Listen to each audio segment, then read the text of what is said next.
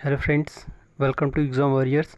और आज है 2 जून 2020 और 2 जून 2020 से करंट अफेयर्स के जितने भी इम्पोर्टेंट क्वेश्चंस बन सकते हैं वो सब इस वीडियो में डिस्कस करेंगे। साथ ही क्वेश्चन से जुड़े इम्पोर्टेंट फैक्ट भी मैं आपको बताऊंगा, तो पूरा वीडियो ध्यान से देखें। और आपको वीडियो अच्छा लगे तो लाइक और अपने फ्रेंड्स में शेयर ज़रूर करें। तो चलिए स्टार्ट करते हैं आज का ये सेशन। तो चलिए स्टार्ट करते हैं और देखते हैं पहला क्वेश्चन क्या है। पहला क्वेश्चन है, किस राज्य सरकार ने राष्ट्रव्यापी लॉकडाउन के कारण प्रभावी राज्य के एमएसएमई क्षेत्र में सहारा देने के लिए रीस्टार्ट नाम से एक नया कार्यक्रम शुरू किया? तो अभी आंध्र प्रदेश की गवर्नमेंट ने राष्ट्रव्यापी लॉकडाउन की वजह से जितने भी उद्योग धंधे हैं वो प्रभावित हुए हैं, तो उसको एक नया स्टार्ट देने के लिए एक योजना प्रारंभ की और इसको नाम दिया रीस्टार्ट। और इस योजना की पहली किस्त 450 करोड़ रुपए भी जारी कर दिए गए। तो ये किसने की? आंध्र प्रदेश ने की। तो आंध्र प्रदेश की राजधानी कहाँ है? हैदराबाद। आंध्र प्रदेश की राजधानी अभी हैदराबाद है और 2024 में ये राजधानी कहाँ पहुँच जाएगी? अमरावती हो जाएगी। कहाँ हो जाएगी? अमरावती हो जाएगी। और आंध्र प्रदेश के सीएम की बात करें तो आंध्र प्रदेश के जो सीएम हैं वो वाई.एस. जगन मोहन रेड्डी हैं। अगर राज्यपाल की बात करें तो राज्यपाल हैं विश्वभूषण हरिचंदन। कौन है? विश्वभूषण हरिचंदन। और जब भी इस आंध्र प्रदेश की बात होती है तो मैं आपको बताता हूँ कि आंध्र प्रदेश भाषा के आधार पर गठित होने वाला सबसे पहला राज्य था, जिसकी स्थापना 1 अक्टूबर 1953 को हुई थी। ठीक है, तो भाषा के आधार पर सबसे पहले गठित होने वाला राज्य आंध्र प्रदेश था। कहाँ से निकला था ये निकला था मद्रास से। कि कहाँ से? मद्रास से। और उस समय ये मद्रास तमिलनाडु हुआ करता था। मद्रास पूरी प्रेसिडेंसी हुआ करती थी। ठीक है, एक चीज़ और बात करते हैं, इसकी राजधानी का हैदराबाद। क्वेश्चन यहाँ से पूछा जाता है कि जो हैदराबाद है वो किस नदी के किनारे बसा है? तो हैदराबाद मूसी नदी के किनारे बसा है। अच्छा, हैदराबाद में एक चार मीनार भी है। पूछा जाता है कि चार मीनार किसने बनवाई थी? तो चार मीनार बनवाई थी कुली कुतुब शाह, जो एक कुली कुतुब शाही वंश था। उस वंश का एक शासक हुआ था जिसका नाम था कुली कुतुब शाह, तो उसने बनवाई थी। एक क्वेश्चन इसी चार मीनार से और पूछ लिया जाता है। पूछा जाता है कि जो चार मीनार है वो किस रोग की याद में बनवाई गई? तो प्लेग। ठीक है, कौन सी एक बीमारी फैली थी? प्लेग। जिस तरीके से यह आज कोरोना फैला हुआ है, छुआछूत की बीमारी, संक्रमण की बीमारी, तो वो प्लेग भी एक ऐसी ही बीमारी हुआ करती थी। तो उसी के उपलक्ष्य में उसका निर्माण किया गया। ठीक है, एक चीज़ और अगर थोड़ा सा ध्यान से पढ़ेंगे इसी आंध्र प्रदेश के बारे में देखते हैं, तो आंध्र प्रदेश में एक झील है जिसका नाम है पुलिकट झील। तो पुलिकट झील भारत की दूसरी सबसे बड़ी खारे पानी की झील है। और सबसे बड़ी कौन सी? चिल्का झील है, जो उड़ीसा में है। कहाँ है? उड़ीसा में। तो सेकंड नंबर की है कौन सी? पुलिकट झील।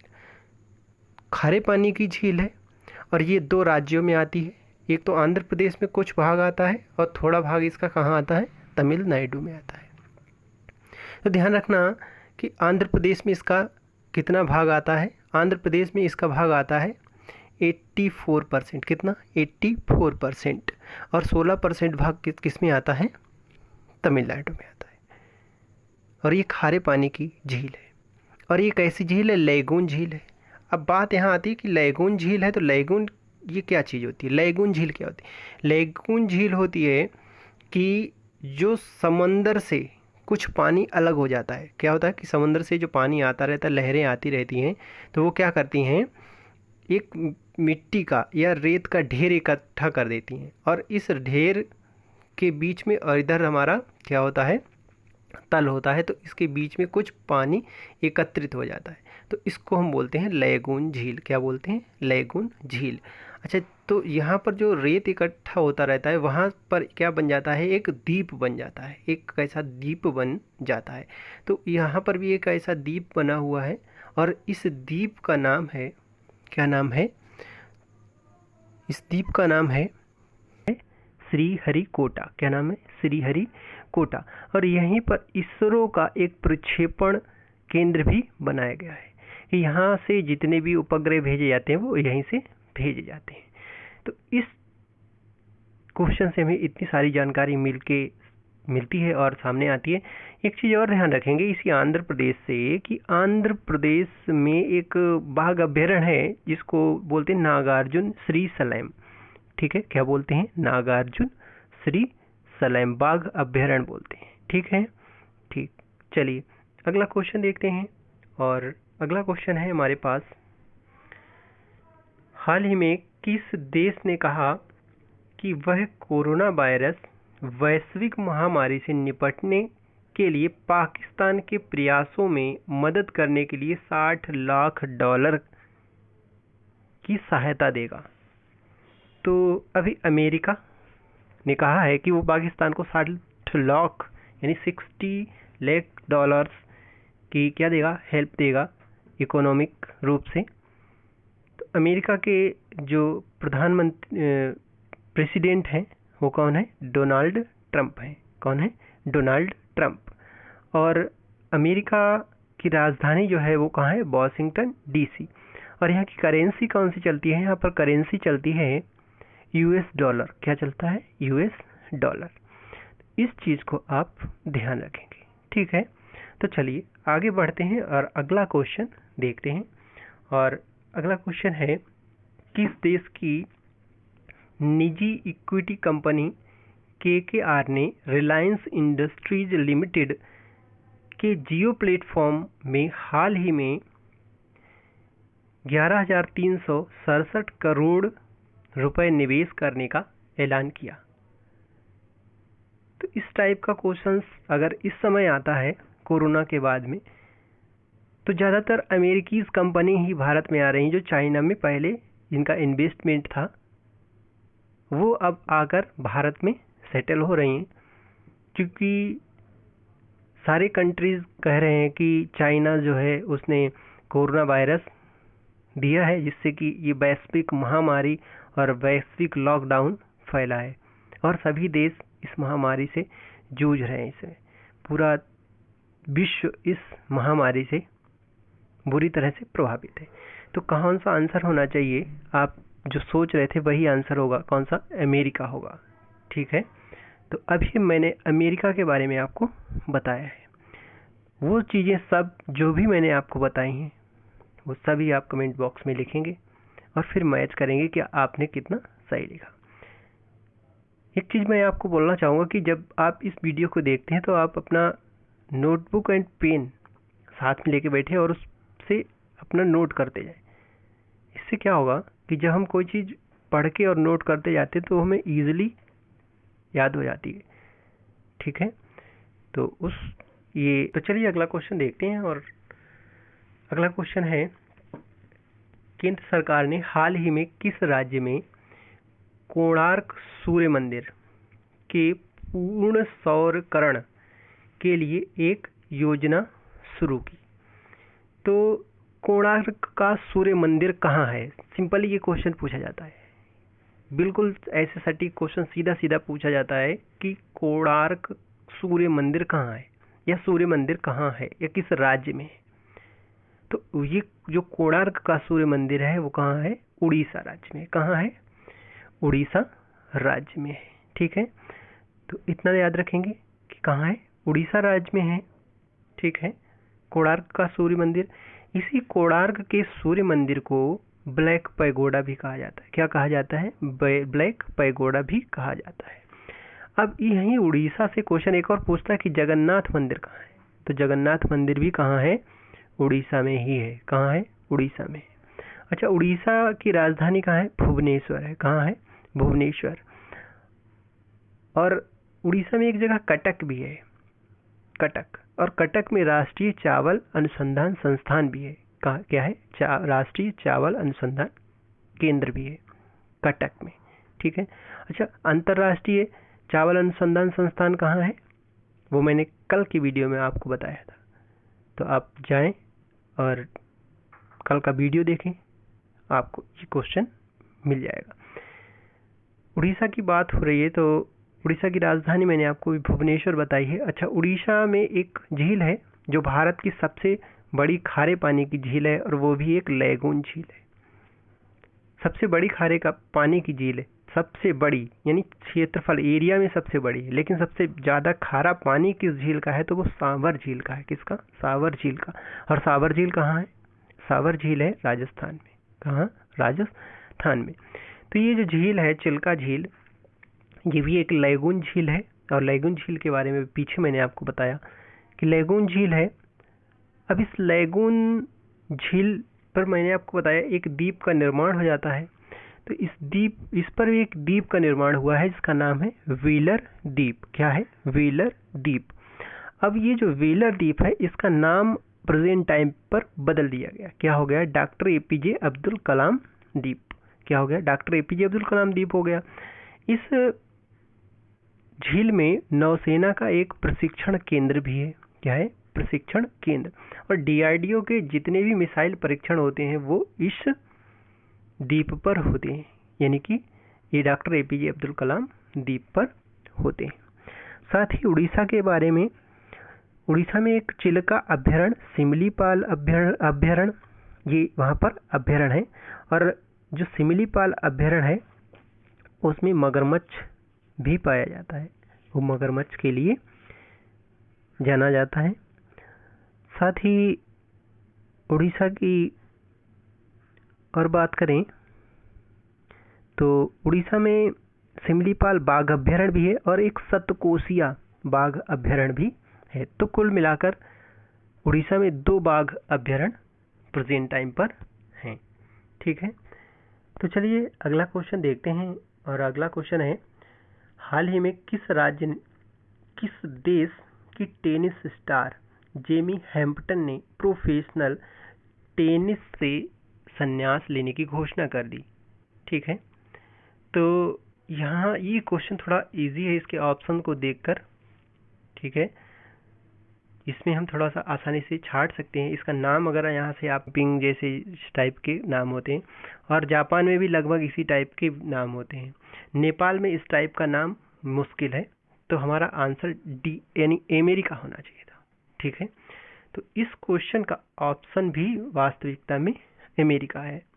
तो इस क्वेश्चन का आंसर कौन सा है? अमेरिका है। तो ये अमेरिका की एक प्रोफेशनल टेनिस खिलाड़ी हैं जिन्होंने अभी संन्यास लेने की घोषणा कर दी। और अमेरिका के बारे में पीछे भी मैंने आपको बताया है। चलिए अगला क्वेश्चन देखते हैं। और अगला क्वेश्चन, हरियाणा सरकार ने सार्वजनिक स्थलों पर मास्क न पहनने व थूकने वालों पर कितने रुपए जुर्माना लगाने का प्रावधान किया? क्योंकि हमें पता है कि पूरा विश्व कोरोना महामारी से लड़ रहा है, कोरोना संक्रमण से लड़ रहा है, तो अभी पूरे देश में ऐसा लागू है कि कोई भी व्यक्ति अब सार्वजनिक स्थलों पर जाकर थूक नहीं सकता। अगर वो व्यक्ति थूकता है तो उस पर जुर्माना लगाया जाएगा। अब थूकने से मना क्यों किया? थूकने से क्या होता है, जो कोई व्यक्ति जब स्पिट करता है, ठीक है, यानी थूकता है, तो उसके जो थूक होता है या लार होती है तो उसमें वायरस बाहर आता है और वो उसके फैलने की आशंका बढ़ जाती है। इसी को मद्देनजर रखते हुए झारखंड ने बीड़ी, पान, पुड़िया, सिगरेट इन सब पर बैन लगा दिया था। और लगभग गुटखा इन पर अभी भी बैन लगा हुआ है। तो हरियाणा सरकार ने क्या किया है? जुर्माना लगाया है। और वो कितने का जुर्माना लगाएगा? 500 रुपये का। कितने का? 500 रुपये का जुर्माना। सार्वजनिक स्थलों पर नहीं थूका जा सकता। तो अभी हरियाणा गवर्नमेंट ने ऐसा किया। तो हरियाणा की राजधानी कहाँ है? चंडीगढ़। और हरियाणा के जो सीएम हैं मनोहर लाल खट्टर। हरियाणा के गवर्नर की अगर हम बात करें तो हरियाणा के गवर्नर हैं प्रेजेंट टाइम पे सत्यदेव नारायण आर्या। कौन है? सत्यदेव नारायण आर्या। हरियाणा में एक राष्ट्रीय अभयारण्य भी है जो सुल्तानपुर झील राष्ट्रीय अभयारण्य जिसको बोला जाता है। तो इस क्वेश्चन का कौन सा पहला ऑप्शन सही था। अगला क्वेश्चन देखते हैं और अगला क्वेश्चन है यूरोपीय संघ की प्रमुख उर्सुला फॉन डे लायन ने कोरोना वायरस के असर से निपटने के लिए हाल ही में कितने अरब डॉलर की योजना का प्रावधान रखा। तो यूरोपीय संघ की जो प्रमुख हैं उन्होंने अभी 750 अरब डॉलर का एक प्रस्ताव रखा और इस पैसे से कोरोना वायरस से जो है लड़ने के लिए और उसकी तैयारियों के लिए इसमें खर्च किया जाएगा। इस क्वेश्चन का कौन सा बी ऑप्शन सही है। तो चलिए आगे बढ़ते हैं और अगला क्वेश्चन देखते हैं। अगला क्वेश्चन है अंतर्राष्ट्रीय गुमशुदा बाल दिवस निम्न में से किस दिन मनाया जाता है। तो अंतर्राष्ट्रीय गुमशुदा बाल दिवस 25 मई को मनाया जाता है। कब मनाया जाता है? 25 मई को मनाया जाता है। अच्छा, ये मनाया क्यों जाता है? ये ऐसे बच्चों के लिए मनाया जाता है जो बच्चे गुम हो जाते हैं, तो उनके प्रति सहानुभूति बढ़ाने के लिए इस दिवस को मनाया जाता है। तो चलिए देखते हैं अगला क्वेश्चन और अगला क्वेश्चन है बीसीसीआई ने हाल ही में किस खिलाड़ी को राजीव गांधी खेल पुरस्कार के लिए नामांकित किया। तो अभी बीसीसीआई ने रोहित शर्मा को राजीव गांधी खेल पुरस्कार के लिए नामांकित किया गया है और राजीव गांधी खेल पुरस्कार भारत की तरफ से खेल के क्षेत्र में दिया जाने वाला सबसे बड़ा पुरस्कार है। साथ ही ईशांत शर्मा और शिखर धवन और एक महिला क्रिकेटर दीपा मिश्रा को अर्जुन पुरस्कार के लिए नामांकित किया गया है। तो हम दिखाते हैं आपको कि रोहित शर्मा, ये है रोहित शर्मा और ये एक दाएं हाथ के बल्लेबाज हैं जो क्रिकेट के सभी प्रारूपों में खेलते हैं। साथ ही ये ईशांत शर्मा और दीपा मिश्रा, ये ईशांत शर्मा है और ये दीपा मिश्रा महिला क्रिकेटर हैं और ये शिखर धवन हैं। इन तीनों लोगों को अर्जुन पुरस्कार के लिए नामांकित किया गया है। तो अभी बीसीसीआई के जो अध्यक्ष हैं वो कौन हैं? बीसीसीआई के अध्यक्ष अभी सौरव गांगुली हैं। कौन है? सौरव गांगुली हैं, ठीक है। और बीसीसीआई का हेड क्वार्टर जो है वो मुंबई वानखेड़े स्टेडियम में है और बीसीसीआई की स्थापना 1928 में की गई थी। तो चलिए अब अगला क्वेश्चन देखते हैं और अगला क्वेश्चन है 31 मई को मशहूर गीतकार वाजिद खान का निधन हो गया। वह किस बीमारी से पीड़ित थे?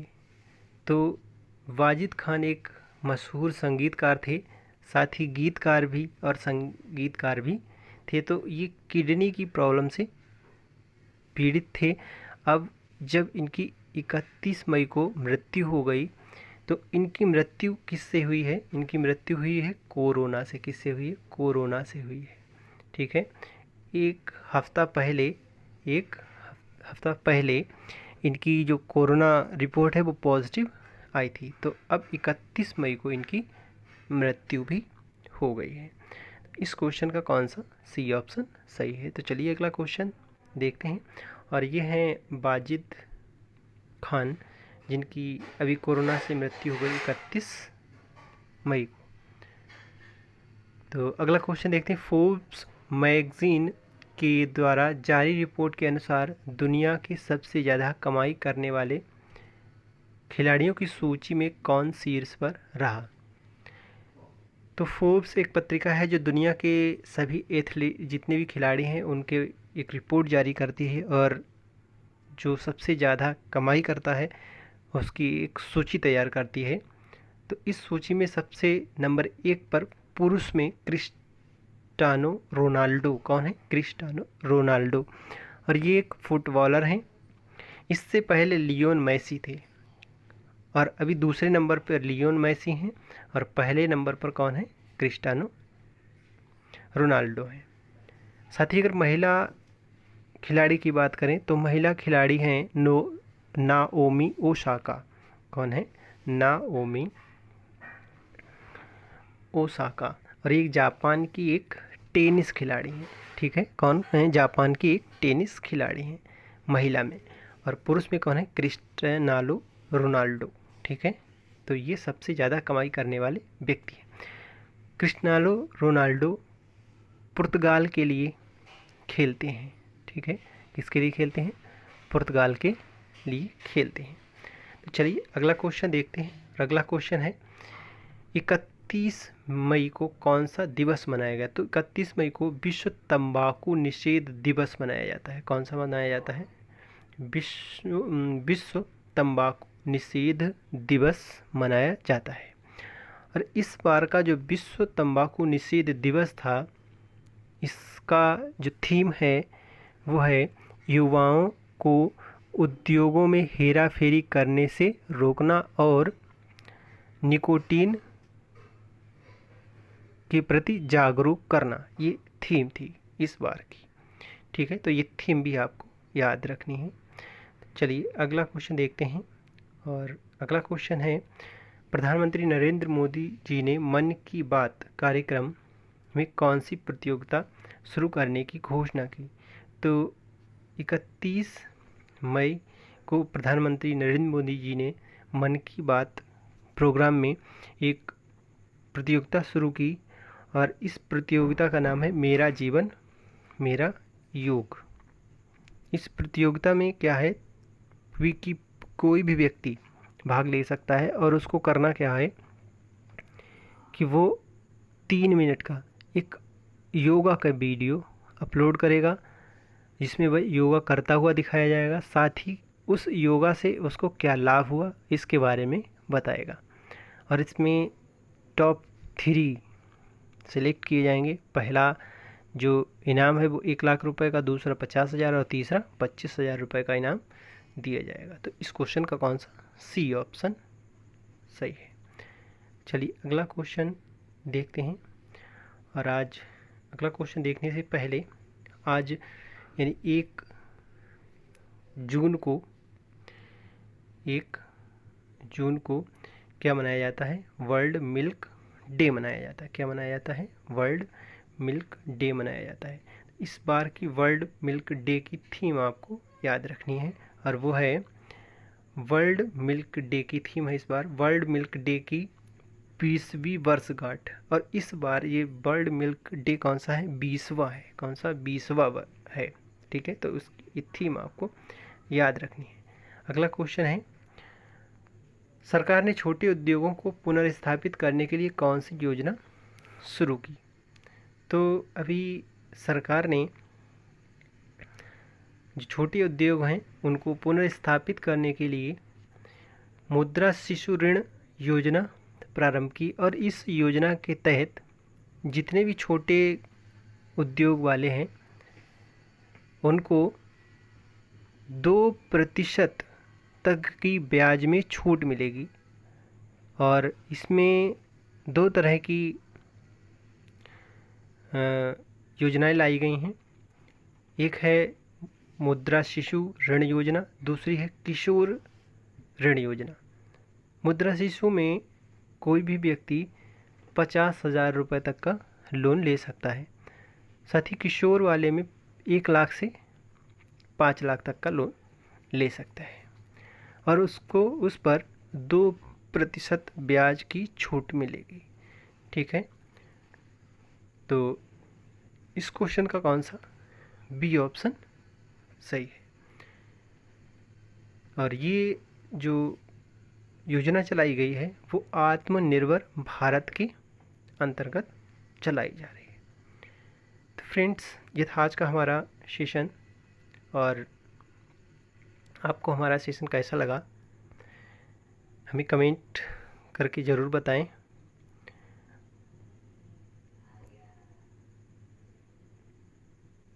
ठीक है, और अपने फ्रेंड्स में भी इस वीडियो को शेयर करें जिससे कि उनको भी हेल्प हो सके। Thanks for watching.